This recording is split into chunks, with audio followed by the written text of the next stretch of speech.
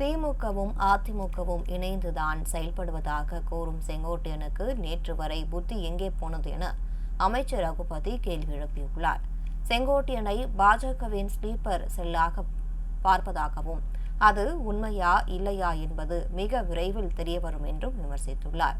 புதுக்கோட்டையில் செய்தியாளர்களிடம் பேசிய அமைச்சர் ரகுபதி இதனை தெரிவித்தார். அதாவது என்னை பொறுத்த வரைக்கும் செங்கோட்டையில பிஜேபியினுடைய ஸ்லீப்பர் செல்லாக பார்க்கிறேன்.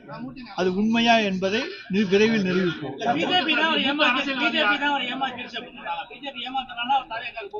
பிஜேபி ஏமாத்துனா அவர் போயிருக்க மாட்டாரு. அவர் பிஜேபியினுடைய ஸ்லீப்பர் செல். அமித்ஷா அழைத்தால் ஓடுவார். ரிமோட் கண்ட்ரோலில் இன்றைக்கும் இயங்கிக் கொண்டிருப்பவர்.